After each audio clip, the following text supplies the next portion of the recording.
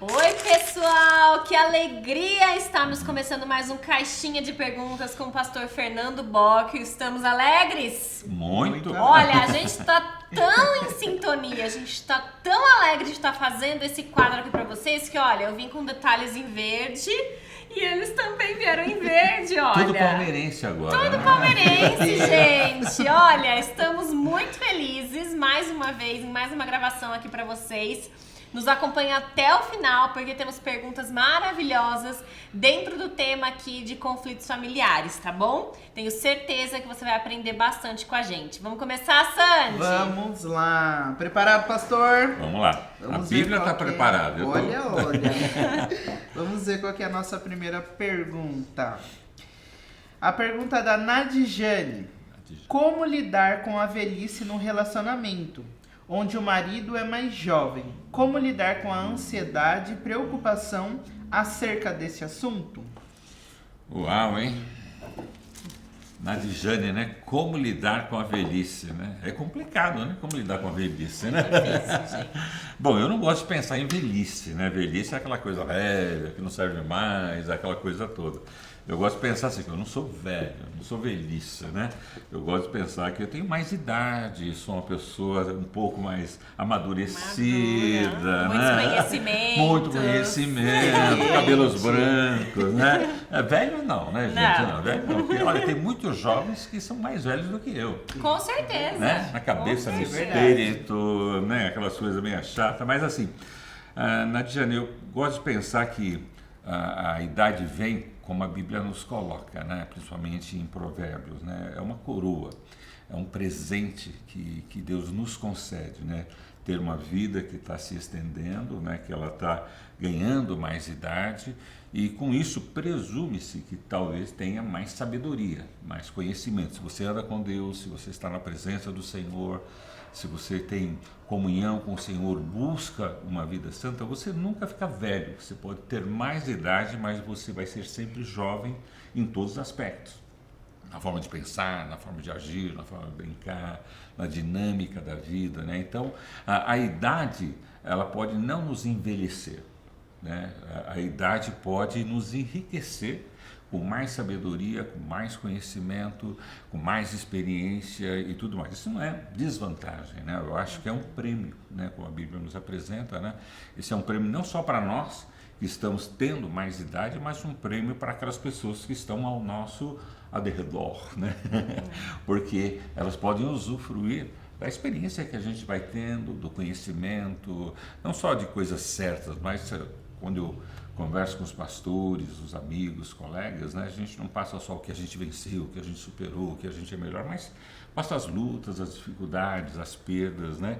E a gente aprende com isso, né? Eu acho que uma vida de aprendizado mais longa, né, supõe-se uma vida de sabedoria e que é bênção para quem a tem e bênção para aqueles que estão ao redor. Mas como a Nadjane coloca, né, como sendo um problema no relacionamento quando o marido é mais jovem, né? E sem dúvida, né, as diferenças podem fazer diferença, né, mas não necessariamente fazer diferença. A gente pode ser diferente, mas necessariamente não precisamos ter indiferenças entre nós nesse sentido, né? E relacionamento com diferenças, né, eles podem ser conflitantes, né? Se você não souber lidar, se você não souber conversar, se você não souber tratar isso, se você não está preparado para isso, né?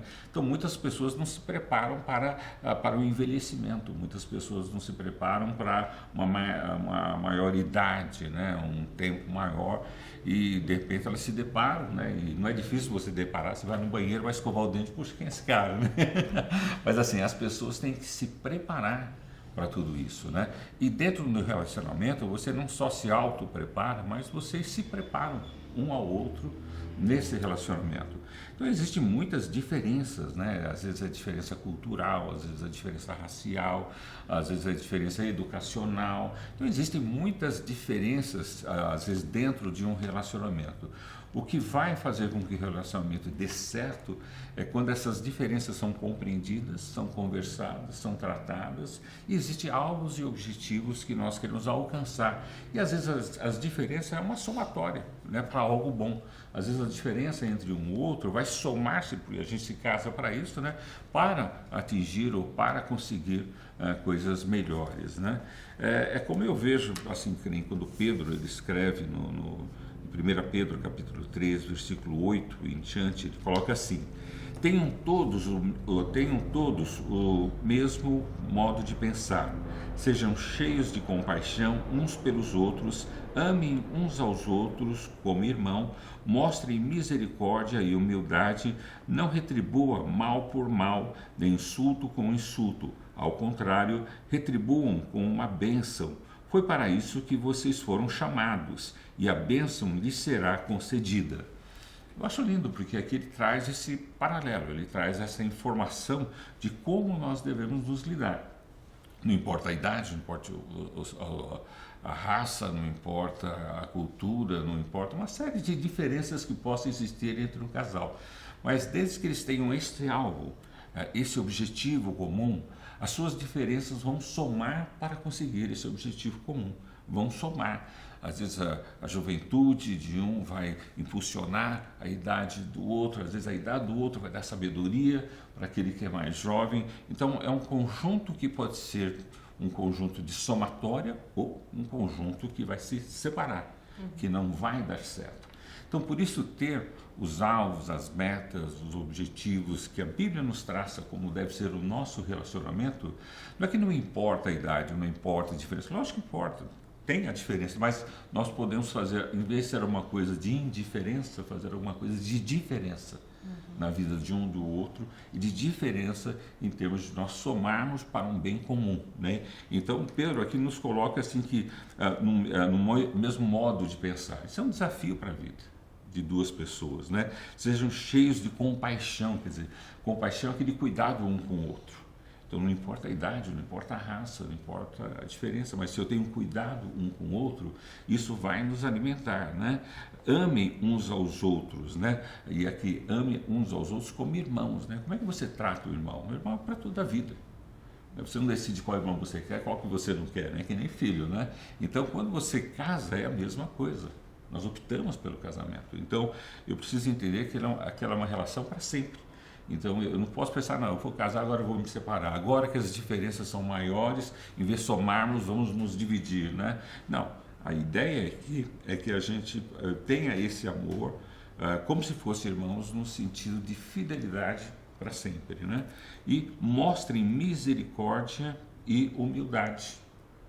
Misericórdia e humildade. Então, misericórdia, eu entendo talvez a limitação do mais jovem, né? Eu entendo a dificuldade talvez com mais idade, humildade, eu entendo que eu também não sou pleno e completo, nem na minha própria idade, eu entendo que o outro precisa de mim. Então, quando a gente vê esses alvos, né, não retribuam mal por mal, nem insulto com insulto, porque essa é a ideia que vai trazendo essa diferença ser uma indiferença, quando você não trata ela corretamente. Aí você vai retribuindo mal por mal, nem insulto com insulto, né? Então a gente começa a insultar um ao outro, começa, sabe, a desejar, né, e retribuir com maldade um ao outro. Ele diz ao contrário, retribuam com bênção. Foi para isso que vocês foram chamados e a bênção lhes será concedida. É uma promessa de Deus, né?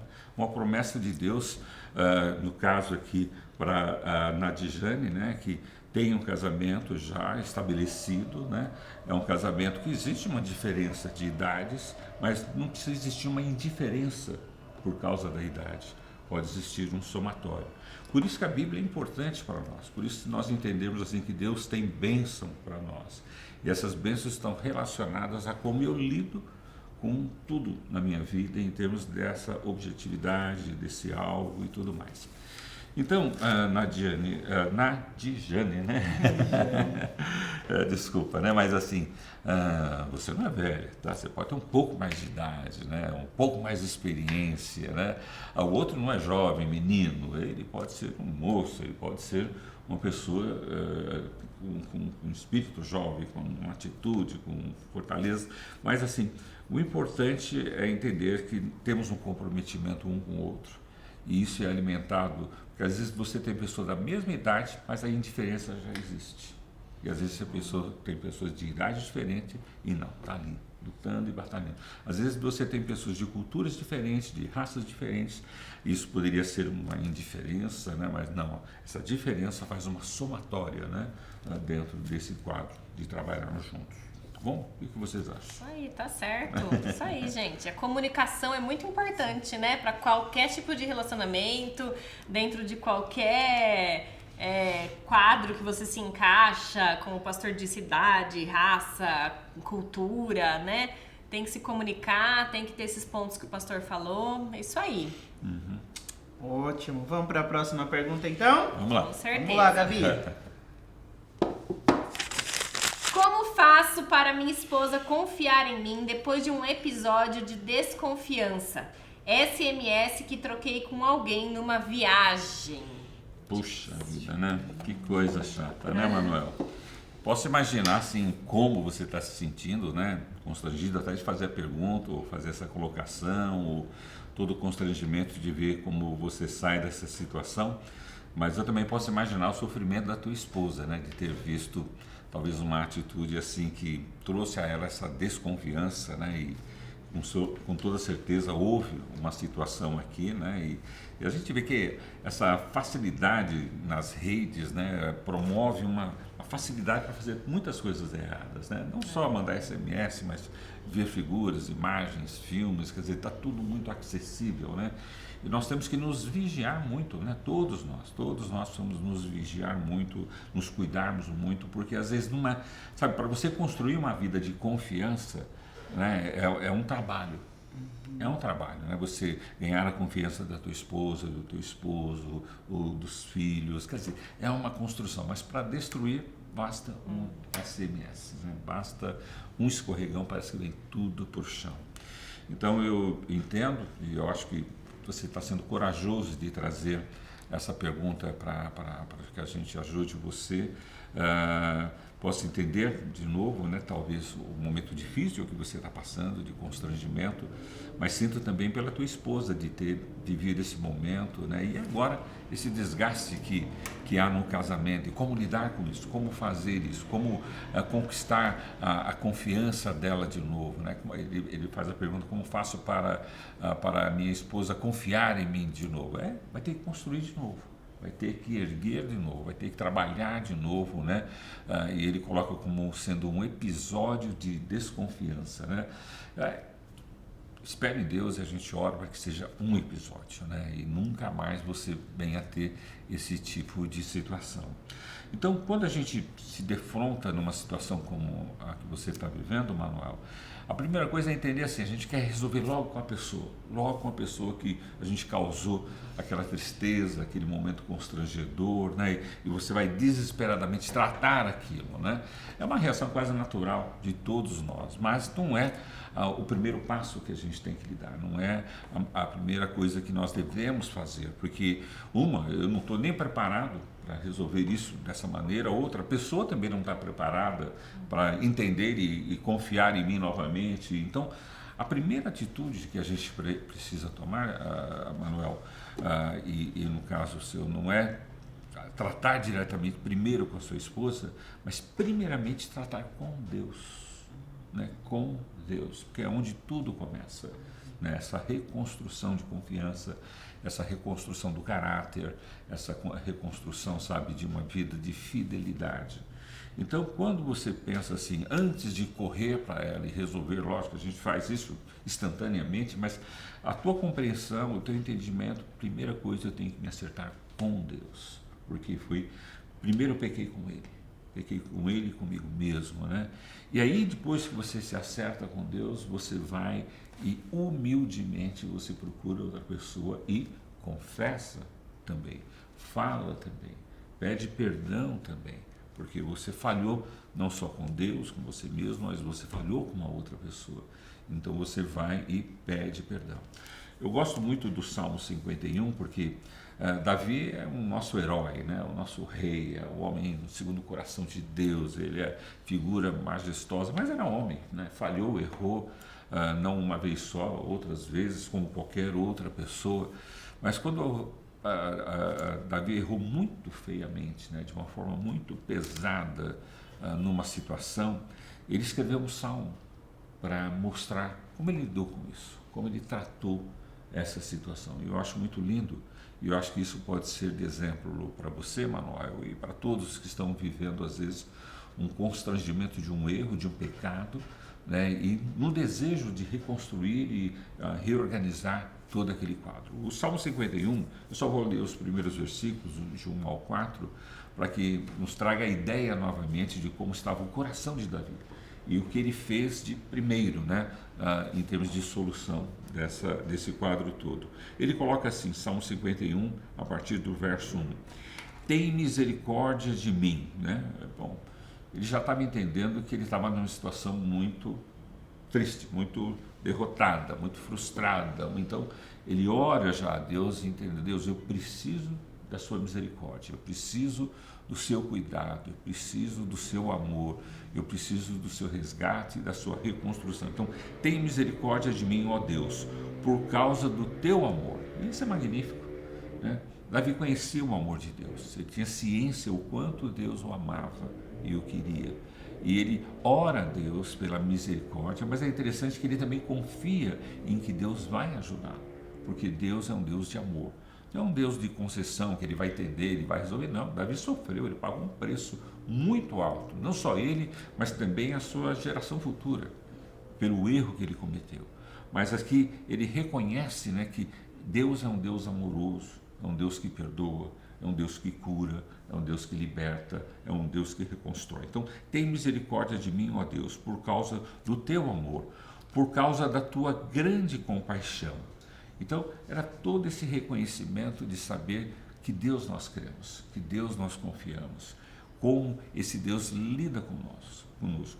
Então, Deus sabe, nós somos fracos, isso não justifica o nosso erro, nem nós errarmos, mas justifica no sentido que eu posso contar com a força de Deus, com o poder de Deus. Na minha fraqueza, Ele me fortalece. Então, por causa da tua grande compaixão, apaga as manchas de minha rebeldia.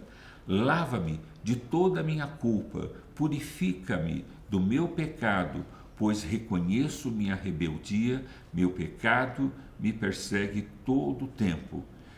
Pequei contra ti, somente contra ti, fiz o que é mal aos teus olhos, por isso tens razão no que dizes, e é justo teu julgamento contra mim.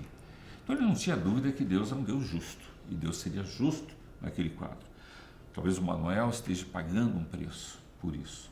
E talvez o preço do Manuel seja, vai ter que fazer tudo de novo, vai ter que ganhar a confiança de novo da esposa. Vai ter que, se ele era íntegro, vai ter que ser mais íntegro, ele vai ter um preço nessa dinâmica de reconstrução, né? Mas o gostoso é saber que Deus vai estar conosco, vai estar nos ajudando, Ele nos ama, Ele nos perdoa, né? E Ele não tira a razão do preço que Ele tem que pagar, Ele sabe que Ele errou. Então, humildemente, Ele vai pagar aquele preço. Então, humildemente, Manuel, você tem que pagar esse preço no sentido de tudo aquilo que talvez você construiu em anos no seu relacionamento de confiança com a tua esposa, você vai ter que fazer tudo de novo para reconquistá-la, né? E aí depois que você tem essa oração, essa busca de Deus, esse perdão, você entender que você errou, que você pecou, puxa, mas só um SMS, você não precisa de muita coisa para destruir a tua vida. Uma bala de uma arma mata você, quer dizer, não precisa de muita, o diabo não precisa de uma grande oportunidade para acabar com a tua vida. Uma brecha que você dá, ele vem e destrói você. Então, o mais importante, Daniel, é você se reconstruir com Deus, a sua fidelidade com Deus, a sua confiança com Deus, pedir perdão a Ele, saber que Ele é justo e Ele vai estar com você e vai te ajudar nessa caminhada. Aí sim, quando você tem essa consciência espiritual e você trata isso espiritualmente com Deus, você vai tratar com a sua esposa. Nisso, na verdade, você já entra com uma ação espiritual com ela. né? Porque você já começou a ser tratado, ou a tratar esse quadro. Então vai ficar muito mais fácil ela entender que você não está lidando só com ela, mas você está lidando com Deus nessa situação. E ela vai começar a ter confiança não em você, mas em Deus que você está buscando, que vai te ajudar. Então, quando você busca o outro e pede perdão, pede reconciliação, reconhece o seu erro, se compromete a nunca mais fazer uma situação como essa, aquela pessoa começa a acreditar, não em você, mas no Deus em que você está temendo, no Deus que você está buscando, o Deus que está te acompanhando nesse quadro. Mas não vai deixar de ser uma reconstrução, né? Por mais que ela queira, por mais que ela deseje isso também, né? A vida dela está fragilizada. Então ela vai precisar desse tempo. E você não vai conseguir isso com a sua oratória, a sua dinâmica, né, com o seu discurso, nunca mais farei, pego o meu celular, não quero mais saber. Não é por aí, pelos seus discursos, mas é por sua atitude. A atitude que você vai ter em relação a isso, né?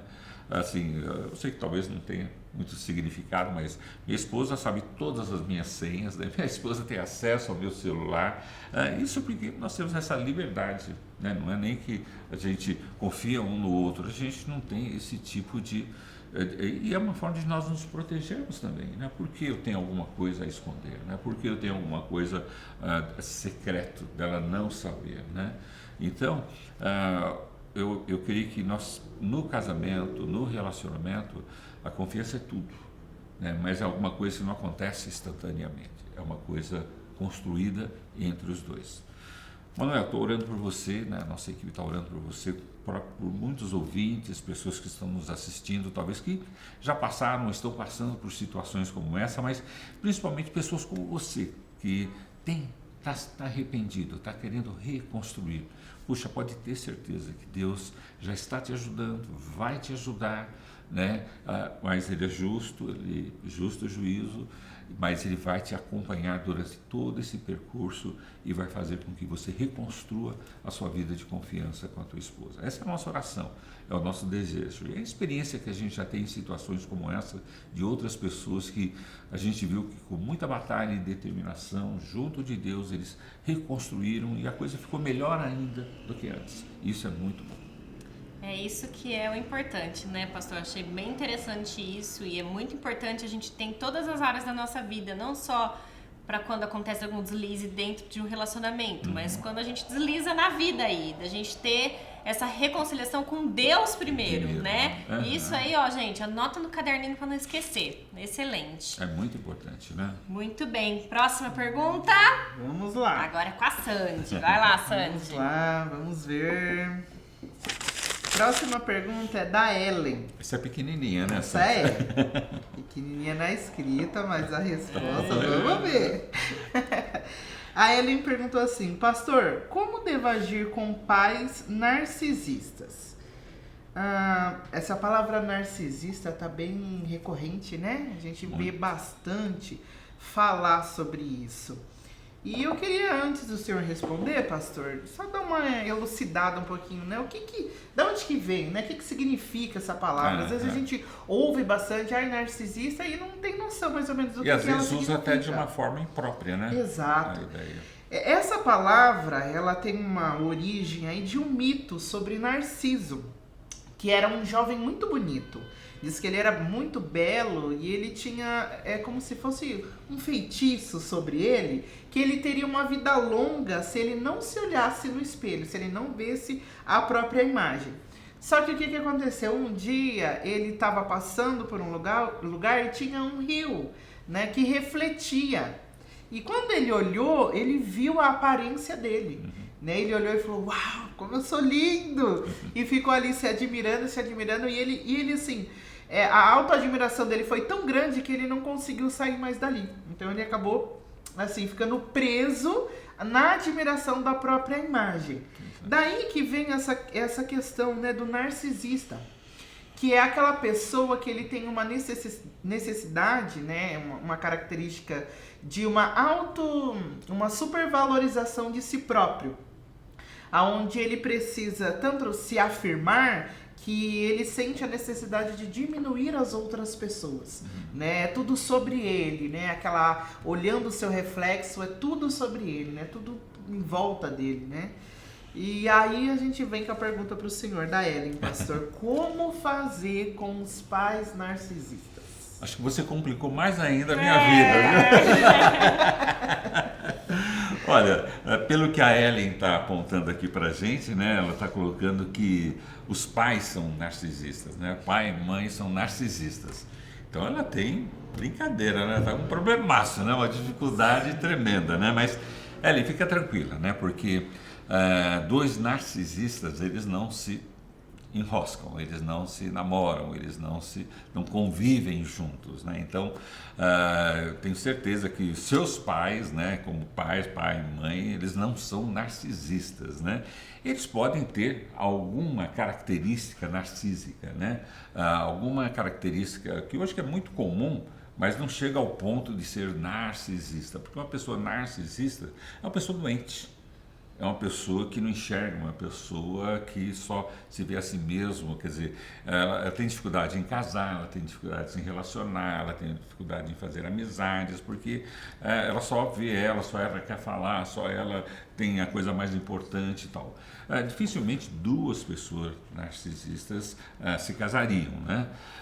Então fica tranquila, Ellen. Eu não sei, eu tenho esperança, né? E a experiência que a gente tem é que isso dificilmente aconteceria de você ter seus pais, né, narcisistas. O que acontece às vezes no mundo atual, né, nessa geração, que os pais estão tão envolvidos com trabalho, responsabilidade, atividades, né, para sustentar a casa, pagar a escola de criança, tal, que dá a ideia de que eles não estão se importando, né, com os filhos, né, e estão se importando só consigo mesmo. Tem isso também, né, mas assim, na maioria dos casos, né, os pais estão buscando alternativas para trazerem para casa, trazerem para os filhos uma situação melhor.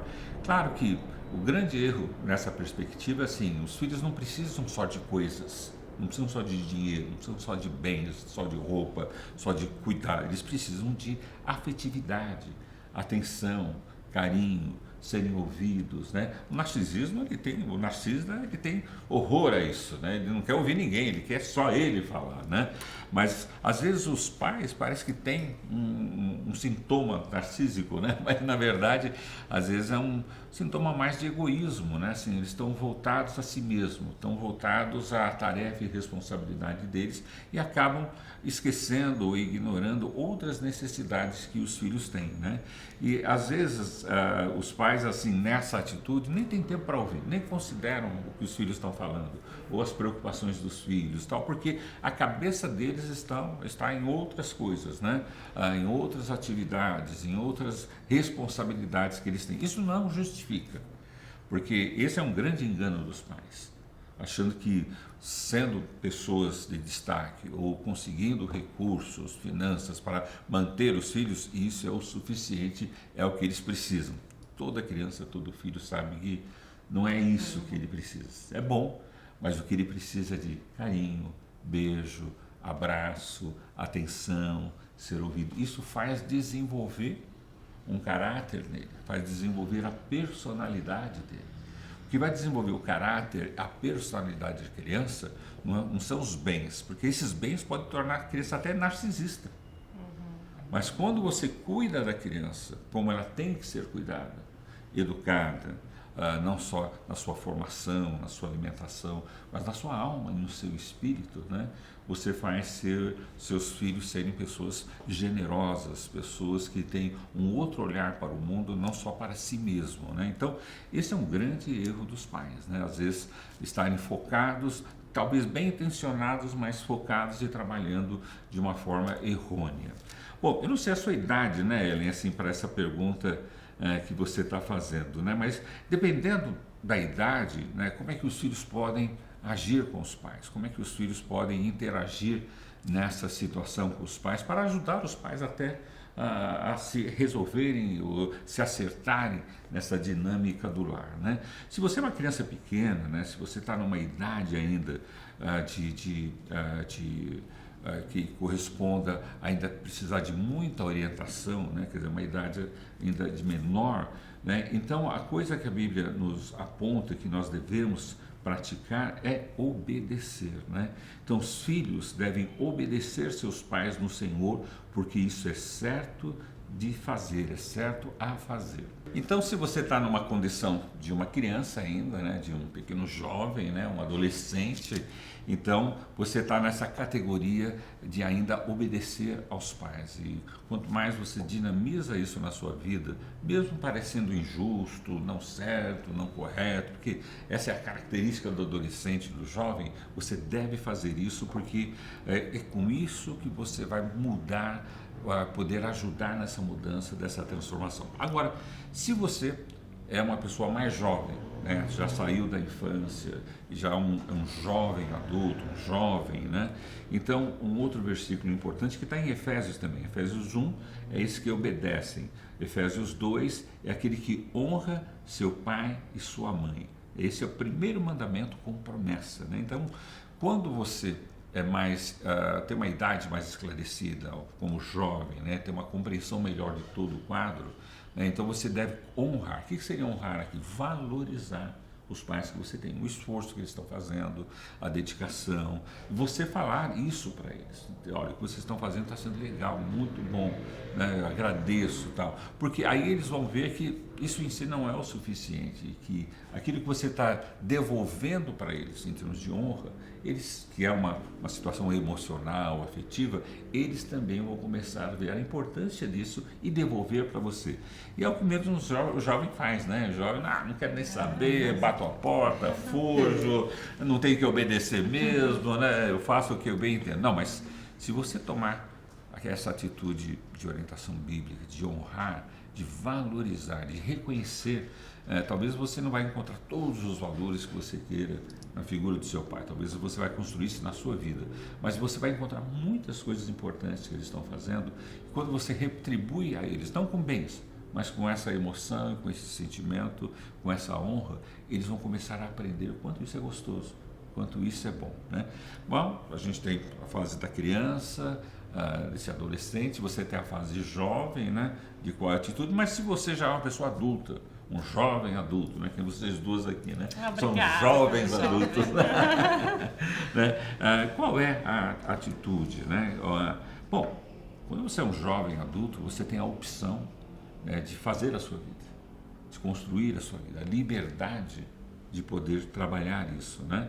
Quando você vai lá em Gênesis 2 e 24, quando orienta, né, o homem deixar pai e mãe e unir-se à sua mulher e os dois se tornarem um só, é esse despreendimento da família, não é no sentido de abandono, né? Você não está abandonando a família, mas você está se desprendendo da família para construir a sua própria vida. Então, quando você é um jovem adulto, você não pode ficar lá como adolescente na sua casa, você não pode ficar como criança na sua casa, dependendo dos seus pais, né?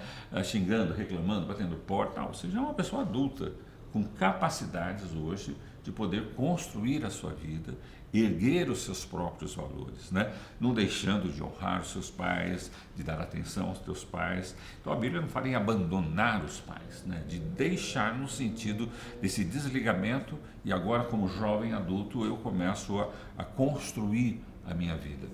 A gente tem que, a fase jovem, né, inclusive no aspecto físico, mental, né, vai até os 25 anos. Né? Do adolescente a gente entende que vai até os 14, 15 anos. Né?